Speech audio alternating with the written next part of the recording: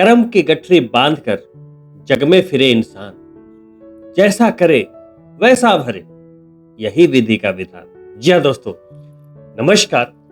मैं डॉक्टर मुकेश आप सभी का एक बार फिर से हार्दिक अभिनंदन करता हूं आपके चैनल एस्ट्रो नक्षत्र 27 पर। मार्च महीने के रिसेंट वीडियो को देखकर कई लोगों के कॉल प्राप्त हुए, मैसेजेस प्राप्त हुए, क्वेरीज मिली। लोग जानना चाहते हैं कि जो मार्च के महीने में सूर्य देव की स्थिति शनिदेव के साथ गोचर में है पितृदोष बनाते हुए, और उसके बाद 14 मार्च को मीन संक्रांति के दिन सूर्य के साथ उनकी युति होने वाली है, ग्रहण दोष में जाएंगे और पूरे 1 महीने रहेंगे।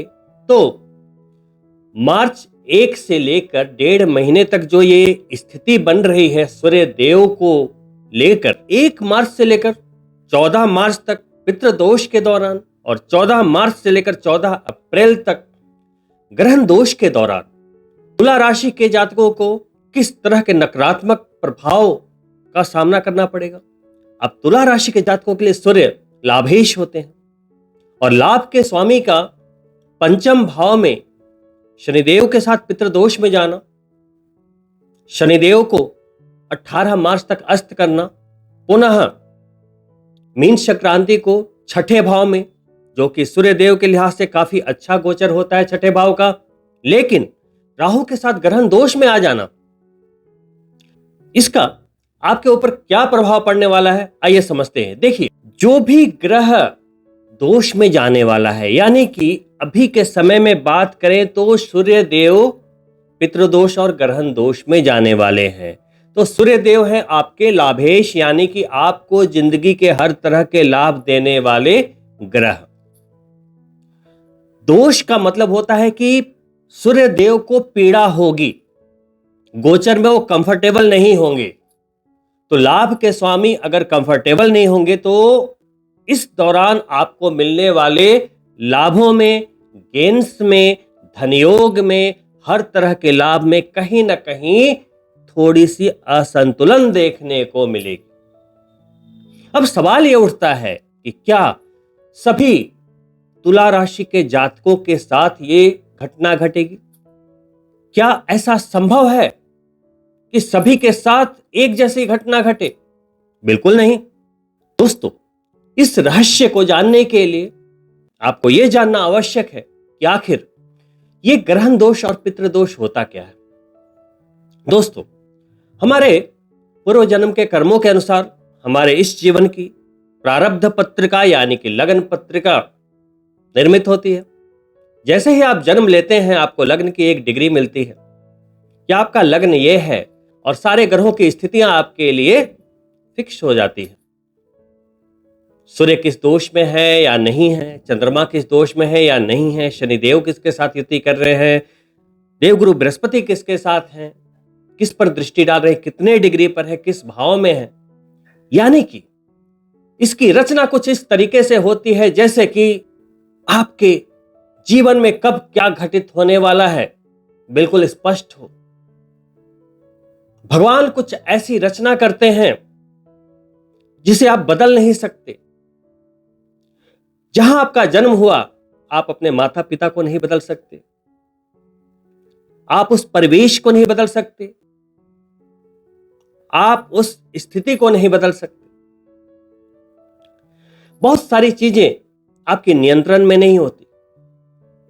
एक बच्चा सिल्वर स्पून लेकर एक बड़े घराने में जन्म लेता है, कई योगा योगों के साथ। वहीं एक बच्चा झुग्गी झोपड़ी में जन्म लेता है, कई दोषों के साथ। क्या एक संजोग मात्र है? नहीं, कर्म है। हमारे हर कर्म हम तक लौट कर आते हैं। कहते हैं ना, हमारा हर कर्म बीज के समान है, आज नहीं तो कल वो हम तक लौट कर आना ही है। अब सवाल यह उठता है कि आप कैसे बीज को बोना चाहते हैं। अच्छे बीज को बोएंगे, अच्छी फसल काटेंगे। बुरे बीज को बोएंगे, कहते हैं ना, बोए पेड़ बबूल का तो आम कहां से होए। जैसी करनी वैसी भरनी, सब कर्म है। यानी कि अगर आपकी पत्रिका में सूर्य और राहु या सूर्य या केतु के ग्रहण दोष हैं या पितृ दोष है, इसका मतलब साफ है कि पूर्व जन्म के नकारात्मक कर्मों का बोझ आपके इस जीवन पर है। उतारना पड़ेगा, भुगतना पड़ेगा, कोई विकल्प नहीं है। अगर आपकी पत्रिका में पितृदोष है तो व्यक्ति के अंदर कभी भी आत्मिक शांति नहीं आ सकती। जीवन में कुछ ना कुछ ऐसी पीड़ा आएगी जिसके कारण दुनिया देखेगी कि ये तो बहुत अमीर है, कई गाड़ियां हैं, बंगले हैं, लेकिन उस व्यक्ति को पता होगा कि अंदर वो किस कष्ट से गुजर रहा है। कुछ ना कुछ भगवान ऐसी रचना रचेंगे। पितृदोष का मतलब ही होता है कि आप अंदर से हर वक्त ये महसूस करेंगे कि आप किसी कर्म का फल भुगत रहे हैं और भुगतना ही पड़ेगा। मैं इसके उपायों की भी चर्चा करूंगा अभी। यदि आपने आज मेरे इस वीडियो को पूरा देखा, मेरे बताए हुए बातों को अगर आपने अपने जीवन में उतारा, तो मैं आपको गारंटी देता हूं कि आपके जीवन का स्तर बिल्कुल अचानक से ऊपर उठेगा ही उठेगा। कोई फर्क नहीं पड़ता कि ग्रहण दोष है, फर्क यह पड़ता है कि क्या आप इस जीवन में अपने अपराध को, अपने बुरे कर्मों को एक्सेप्ट कर रहे हैं या इस जन्म में भी घमंड से आपका सर ऊंचा है। हमारे माननीय प्रधानमंत्री श्री मोदी जी की कुंडली में भी एकादश भाव में ग्रहण दोष है।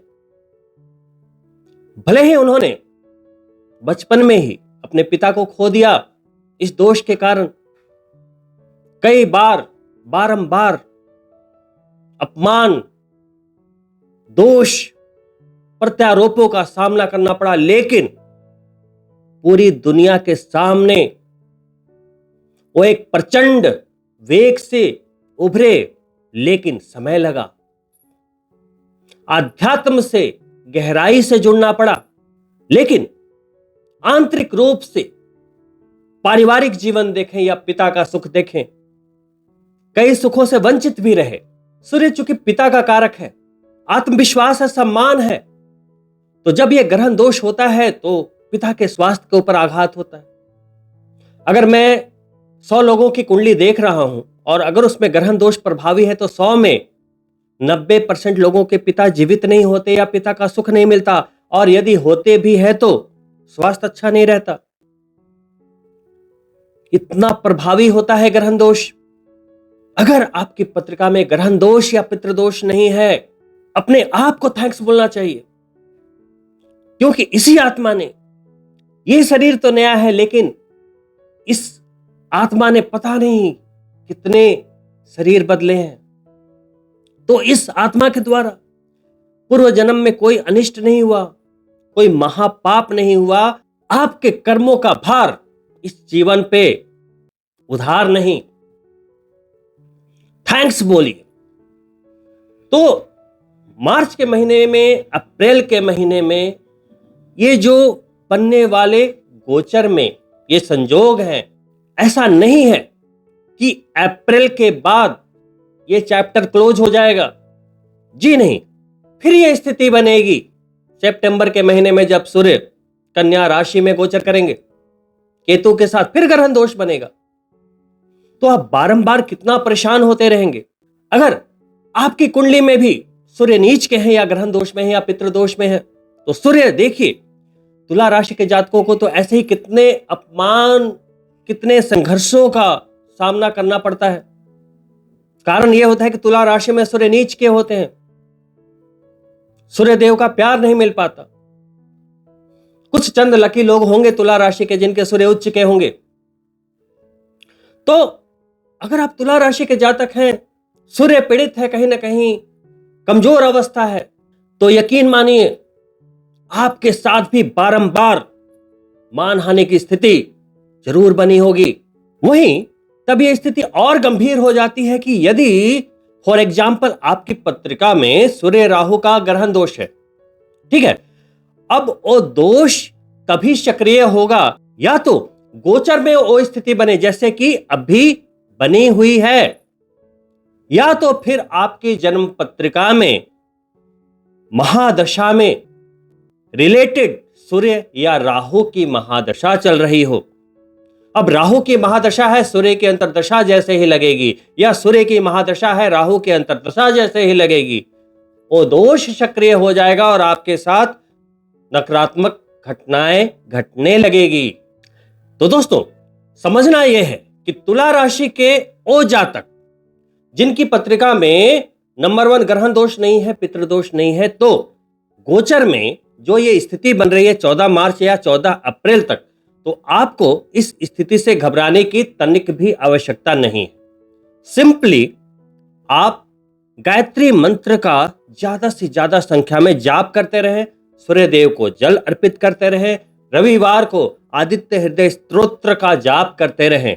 तुला राशि के ओ जातक जिनके सूर्य देव शुभ अवस्था में हैं लेकिन नीच के हैं, शुभ हैं लेकिन नीच के हैं, ग्रहण दोष नहीं है, पितृदोष भी नहीं है, लेकिन सूर्य कमजोर अवस्था में है, तो उन्हें रूबी धारण करना चाहिए। अगर लगन पत्रिका के अनुसार सूर्य देव या तो पहले भाव के स्वामी हो यानी कि सिंह लगन हो, या तो सूर्य देव द्वितीय त्रिकोण यानी पंचम भाव के स्वामी हो या नवम भाव के स्वामी हो, तो आप रूबी धारण कर सकते हैं। अन्यथा सूर्य कमजोर है तो चैत्र नवरात्रे में आपको गायत्री मंत्र के 24,000 मंत्र का जाप अवश्य करना चाहिए। तत्पश्चात नवमी के दिन हवन करना चाहिए। यदि आप पूरी दुनिया पर छाना चाहते हैं, मान सम्मान प्रतिष्ठा बढ़ती चली जाए, एक राजा महाराजा की तरह, एक सेलिब्रिटी की तरह, तो गायत्री मंत्र का दामन कभी ना छोड़े। दोस्तों, बहुत ही जल्द मैं एक वीडियो को लेकर आ रहा हूं जिसमें आप ये जान पाएंगे कि आपके किस भाव में राहु है और उससे आपके पूर्व जन्म का क्या संबंध है, आपने क्या किया था कि राहु इस जन्म में रिलेटेड भाव में है। बहुत बड़ा रहस्य है। तो इससे आपको क्लैरिटी मिल जाएगी कि अगर आपके इस जन्म के पत्रिका में ग्रहण दोष है तो पूर्व जन्म में आपके द्वारा क्या हुआ। एक्चुअली ये वीडियो अभी काफी लंबी हो जाएगी अगर मैंने उस सब्जेक्ट को उठाया तो, चूंकि आपको इसके उपाय बताने हैं तो मैं इस वीडियो को थोड़ा शॉर्ट कर रहा हूं, लेकिन उपाय समझने के पहले आपको थोड़ी गहराई में जाना पड़ेगा। दोस्तों, आपका कर्म बारंबार आप तक लौट कर आता है, पिता के रूप में, भाई के रूप में, पुत्र के रूप में, पत्नी के रूप में, आपके पालतू कुत्ते के रूप में। कोई व्यक्ति आपसे 5 मिनट के लिए मिला, उसके रूप में। आपने इसी जीवन में देखा होगा कि कोई व्यक्ति आया, 5 मिनट के लिए मुलाकात हुई और वो आपको कई लाभ कराकर चला गया। वहीं किसी सज्जन से मुलाकात हुई और वो आपको लाखों का नुकसान करा के चला गया। कुछ भी अन्यथा नहीं होता इस जीवन में। आपके कर्मों का फल ठीक उसी तरीके से आपको ढूंढ लेता है जैसे कि एक बछड़ा हजारों गायों की झुंड में अपनी माता को ढूंढ लेता है। एक बहुत ही धर्मात्मा राजा हुआ करते थे, बहुत ही विद्वान आस्थावान राजा थे। एक बार उनकी इच्छा हुई कि एक ठाकुर जी का मंदिर उनके राजमहल में बनवाया जाए। बड़े जोर शोर से निर्माण कार्य प्रारंभ हुआ और एक बड़ा भव्य मंदिर बनकर तैयार हो गया।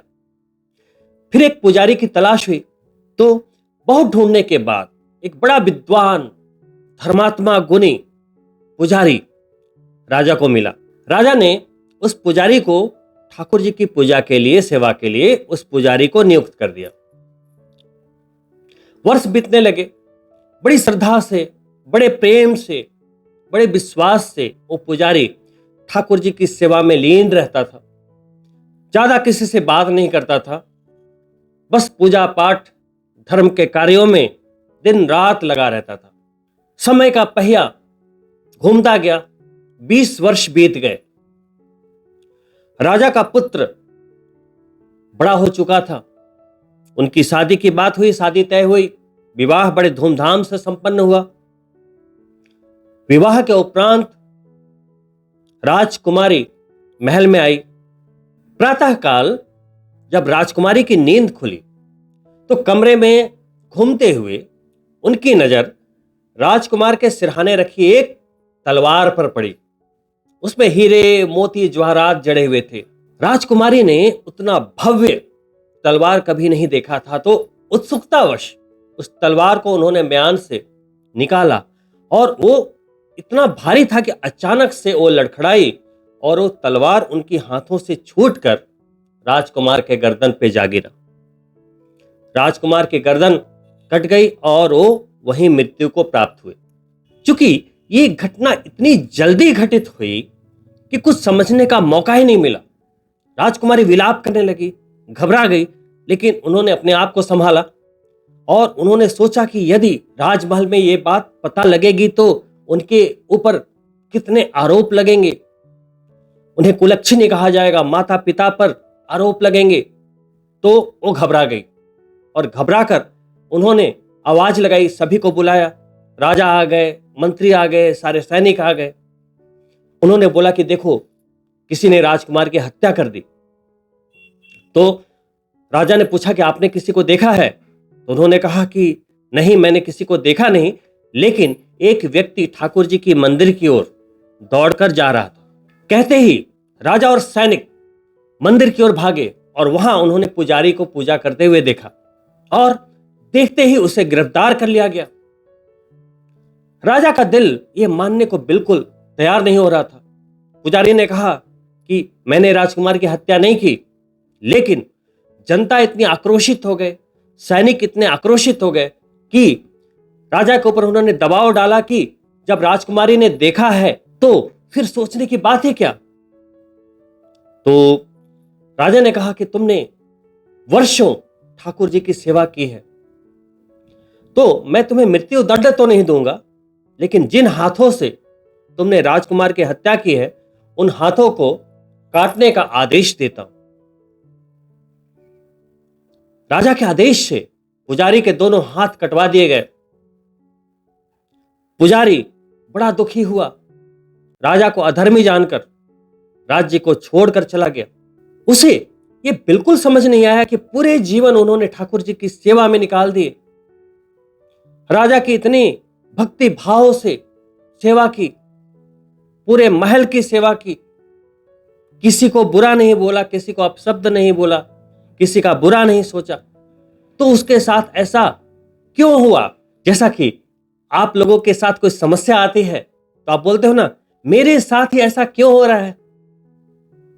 आखिर किस जन्म के पाप की सजा मिल रही है? अपनी इसी जिज्ञासा को शांत करने के लिए पुजारी ढूंढते ढूंढते एक विद्वान ज्योतिषी के यहां काशी पहुंचे। जब उन्होंने ज्योतिषी के घर का दरवाजा खटखटाया तो देखा कि ज्योतिषी की पत्नी उसका तिरस्कार कर रही थी।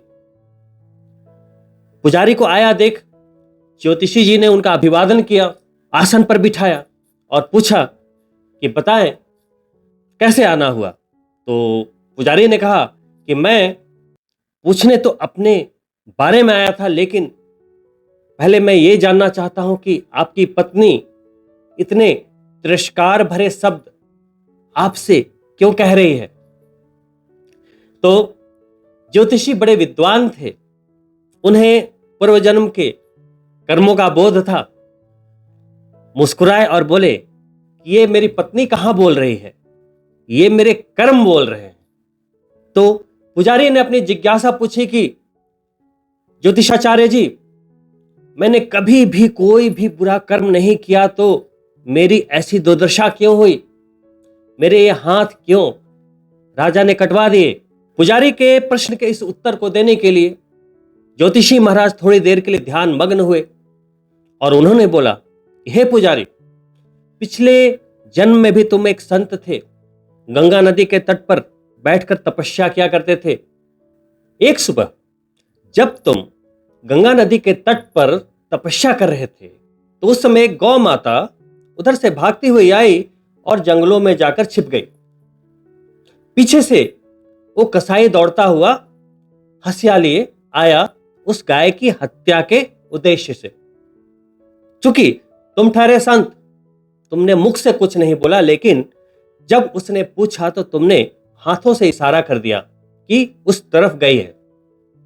वो कसाई उस दिशा में गया, गौ माता को पकड़ कर लेकर आया और उस हंसिए से उसकी हत्या कर दी। ठीक उसी समय जंगल से एक शेर निकल कर आया और उन दोनों को खा गया। चूंकि ये घटनाक्रम गंगा नदी के तट पर हुआ तो उनकी जो अस्थियां थी वो गंगा नदी में विसर्जित हुई। गंगा मैया के आशीर्वाद से गौ माता का जन्म राजकुमारी के रूप में हुआ, वहीं उस कसाई का जन्म राजकुमार के रूप में हुआ। अब इस जीवन में चूंकि कर्म को निवृत्त होना था तो एक रात के लिए वो कसाई राजकुमार के रूप में राजकुमारी से शादी करके एक रात के लिए मिला। उसी रात सुबह में राजकुमारी के हाथों, यानी कि जो गौ माता थी उसके हाथों से मृत्यु को प्राप्त हुआ और उस राजकुमार के हत्या के आरोप में तुम्हारे हाथ काट दिए गए, क्योंकि तुमने पूर्व जन्म में कसाई को इशारे से बताया था। तो कर्म ने अपनी निवृत्ति की और कर्म तुम तक लौट कर आया। दोस्तों, ईश्वर के न्याय की चक्की धीमी जरूर है लेकिन पिसती बहुत बारीक है। तो दोस्तों, आप सभी तुला राशि के जातकों को गोचर में बनने वाले इस पितृदोष और ग्रहण दोष से बचने के लिए, किसी भी तरह के सरकारी कार्यों में आने वाले विघ्न से बचने के लिए, मानहानि से बचने के लिए, पिता के स्वास्थ्य में कोई तकलीफ ना आए उससे बचने के लिए, साथ ही जिनकी जन्म पत्रिका में भी ये दोष है तो आपके पूर्व जन्म के कर्मों की निवृत्ति आपके किसी दुख के रूप में ना हो उससे बचने के लिए पहला कार्य तो यह है कि सूर्य को बल दें, क्योंकि वो पीड़ित हैं और पीड़ित होंगे तभी आपको पीड़ा होगी। लेकिन आप इसे जड़ से समाप्त करना चाहते हैं तो इसके लिए हमारे ऋषि मुनियों ने कुछ रिचुअल्स बनाए हैं। पितृदोष और ग्रहण दोष की पूजा के लिए बिल्कुल कुछ शास्त्रोक्त रिचुअल नियम बनाए गए हैं। आपको अपनी पत्रिका की जांच किसी विद्वान ज्योतिषी के द्वारा अवश्य करवानी चाहिए और उस ग्रहण दोष या पितृदोष की गंभीरता का पता लगाना चाहिए कि आपके पूर्व जन्म के कर्मों का जो आवेग है, जिसकी निवृत्ति होनी है, वो कितनी तीव्र है, वो आपके ऊपर कितना बड़ा आघात कर सकती है या छोटा आघात कर सकती है। और दोस्तों, अंत में मैं इतना ही कहना चाहूंगा कि इसका सर्वोत्तम उपाय तो यह है कि पूजा पाठ तो करवाना सिर्फ एक जरिया है अपनी क्षमा प्रार्थना को प्रभु के चरणों तक पहुंचाने का। प्रभु ने आपके पत्रिका में वो दोष इसलिए बनाए कि आपको यह रियलाइज हो कि कुछ गलती हुई है और मुक्ति तभी मिलेगी जब आप क्षमा मांगते हैं प्रभु से।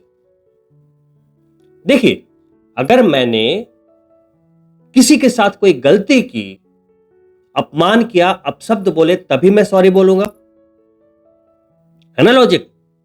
लेकिन जब मैंने गलती की ही नहीं तो सॉरी क्यों बोलूंगा।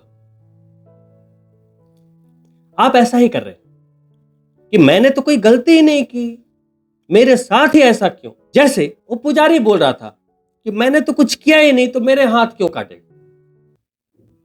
भाई, आपको कोई भी कष्ट की अनुभूति हो रही है, आपको लग रहा है कि मैं इतना परिश्रम कर रहा हूं, मुझसे कम पढ़े लिखे, मुझसे ज्यादा पैसा कमा रहे, ज्यादा सुखी हैं, मेरे साथ ऐसा क्यों हो रहा है। कर्म आपका रास्ता रोक रही है और कोई नहीं, आप ही के कर्म आपका रास्ता रोक रहे हैं। कैसे मिलेगी छुट्टी? ईश्वर से बारंबार माफी मांग।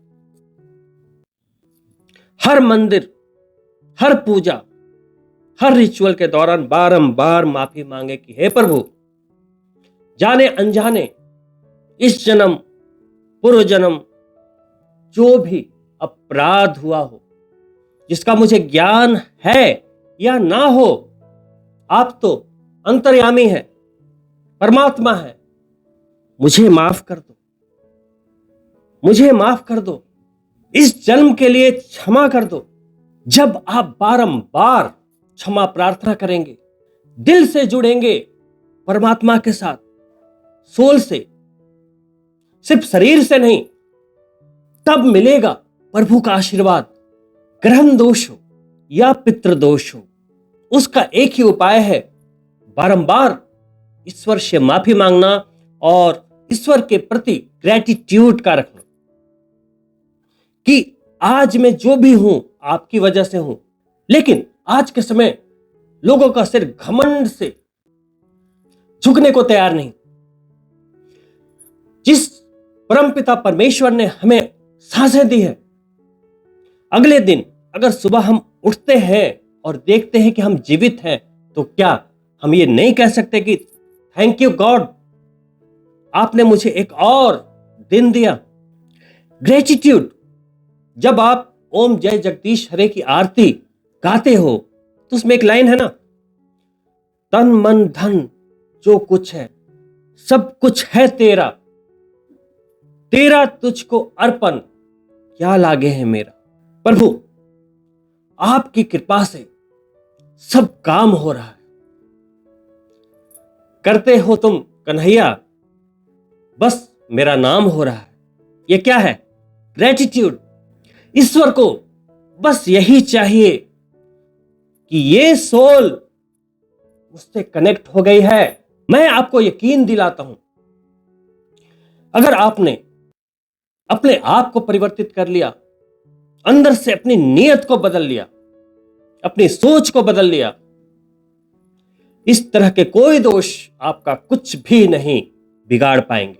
प्रभु से माफी मांगना, नियत का परिवर्तन, ग्रेटिट्यूड और आध्यात्म से जुड़ना। जैसा कि मैंने प्रारंभ में भी बोला, हमारे माननीय प्रधानमंत्री जी की कुंडली में भी ग्रहण दोष है, लेकिन आप देखो उन्होंने अपना जो रिश्ता है अध्यात्म से कितना प्रगाढ़ किया, और जितना प्रगाढ़ करते गए बुलंदियों पर पहुंचते चले गए। तो आप अगर इस ग्रहण दोष को एक नया आयाम देना चाहते हो, अध्यात्म से जुड़ते जाते हो, तो यही राहु और यही केतु अंततः आपको बुलंदियों के शिखर तक पहुंचा देंगे। लेकिन टर्म एंड कंडीशन अप्लाइड, नियत का परिवर्तन, मनसा वाचा कर्मणा कोई एरर नहीं होना चाहिए। याद रखिए, कोई आपको कष्ट नहीं दे रहा, कोई आपको बाधा नहीं पहुंचा रहा, कोई नहीं आपको सता रहा, कोई आपको दरिद्र नहीं कर रहा। अगर कोई कर रहा है तो आपके कर्म ही हैं जो आपको दरिद्र कर रहे हैं, आपके कर्म ही हैं जो आपका रास्ता रोक रहे हैं, आपके कर्म ही हैं जो बार बार आपके सफलता के दरवाजे को लॉक कर रहे हैं। आज भी अगर आपने अपनी सोच नहीं बदली, अगर आज भी आप घमंड से इन चीजों को समझना नहीं चाहते, कितनी भी पूजा पाठ करा लो कुछ नहीं होगा। मेरा मानना है कि जब प्रभु की इच्छा होगी तभी आपको समझ में आएगी। दोस्तों, जिसके दिन बदलने वाले होते हैं ना, वो चाहे 7 समंदर पार बैठे हों, वहां से अपनी कुंडलियां चेक करवाते हैं, इंडिया आकर पूजा करवाते हैं। लेकिन कभी कभी मैंने एक्सपीरियंस किया है, किसी ने पूछा, मैंने निशुल्क बता दिया कि भाई साहब आपकी कुंडली में ग्रहण दोष है। जानता भी है लेकिन वो कुछ करेगा नहीं। प्रभु की इच्छा। यहां भी कर्म है, कर्म निवृत्त हो रहा है। जब तक आपको जितना पेन देना है वो नहीं देगा, निवृत्त नहीं होगा, तब तक वो आपको नहीं छोड़ेगा।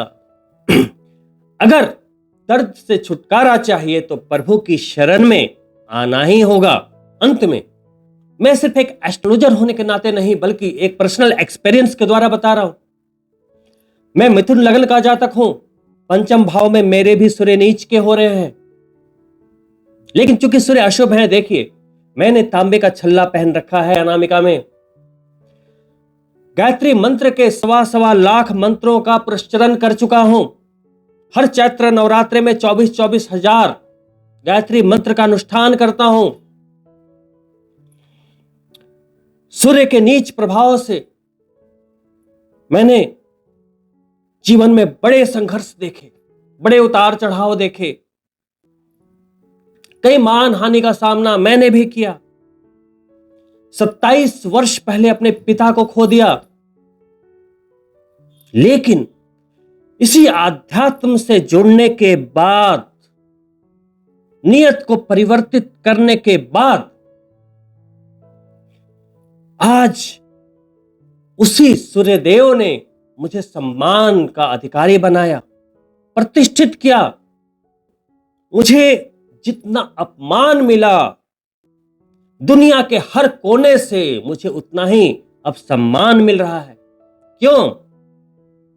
हर दिन, हर पल, हर महीने मैं, चाहे वो कोई भी ज्योतिर्लिंग नहीं होगा जहां मैंने मत्था नहीं टेका हो, वैष्णो माता हो, बालाजी हो, कहीं भी हो, हर पल नौ देवी हो, कहीं भी हो, हर दिन, हर महीने, हर पल, जब भी मौका मिलता है मैं कोई मौका नहीं छोड़ता। 10 महाविद्या की साधना से लेकर हर चीज जो मुझे आध्यात्म से जोड़ती है मैं करता रहता हूं। बड़ा विनम्र निवेदन है आपसे, मैं भी तुला राशि का जातक हूं। संघर्ष, अपमान, धोखा सब देखा मैंने लाइफ में।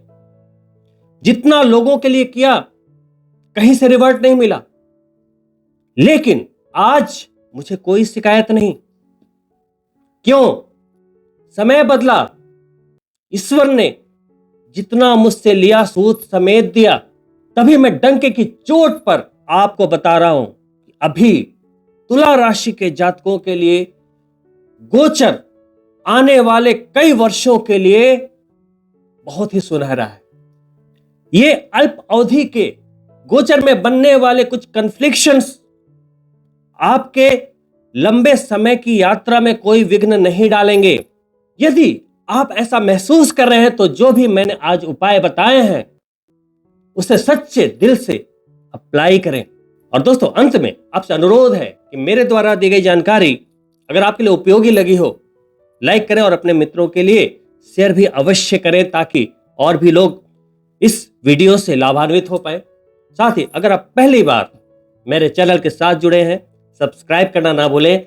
जल्द मिलता हूं दूसरी वीडियो में, तब तक के लिए नमस्कार मित्रों।